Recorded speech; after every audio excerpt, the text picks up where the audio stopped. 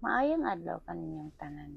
It's me, Miss Tataya. So, niana pod ko magpadayon sa atong story today. So, before pa ana guys, no, kay nakahuna-una kong manglaba karong adlaw. Tagdugay gid ko manglaba guys para makatipid pod ni YouTube. Sa dihang nang laban ako guys, wala gyud nito nga si haring araw.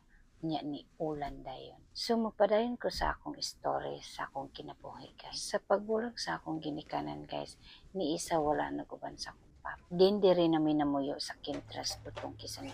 Katong nga time guys, dili pa niing ani ang Kintra.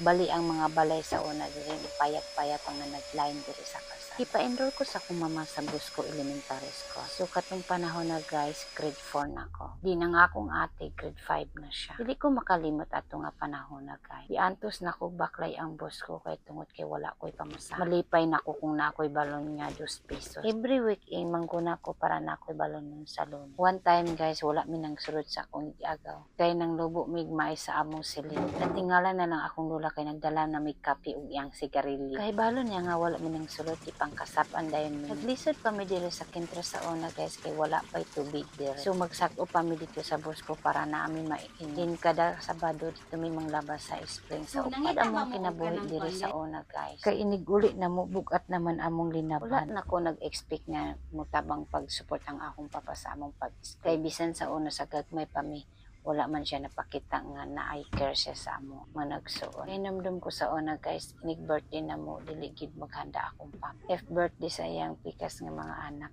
gaihaw sila og manok. Ikalimtan ako ang mga nangahitabo sa amo aga. Nagpadayon ko eskwelahan tud nga nakahuman ko og elementar. Anak ko sa akong mama maka-eskwela ra ko og high school night. Tubag akong mama nga dili niya kay 40 mo 50 pesos guys tulisod na may sa una. Kay ang high school naa sa Quezon ra. Dinay eskwelahan diri sa high school sa mga pero private mahal kay. Laktod pagka-istorya guys, wala gid ko ka eskwela og high school. Di nakahuna-una ko og trabaho sa Davao. First time na ko nga nagtrabaho sa Panimalay guys. Nagpasalamat pud ko kay mga buotan ang akong naamo. Nakahinumdum ko nga muulat ko niya og kaadlawon kay ang akong amo nga babae kay usa ka nurse man. Sa tunga-tunga sa tuig guys, nagkasakit ko. First time na ko nga nagkasakit sa akong tibuok kinabuhi. Natinga na lang ko kay suka-suka ko guys. Din mura ko malipong. Din nangurog pud ko ng akong mga kalawasan. Kay usaman ka nurse akong amo guys, ipainom ra ko niya tamba. Permente ra ko niya makasaban kay unahon ako akong trabaho kay sa mukhaon. Mao siguro to ang dahilan nga nung nagkasakit ko. Buutan ako mga amo guys kay magdungan ni og mga on sa lamisa. If magluto si kuya og snack, apilan pud mi niya. After 1 year guys, nanangit ko sa ilaha kay mauli ko kay para maka-eskwela ko og high school. Pero naka-eskwela ko guys, pero nag-working ko dito sa Kibawi.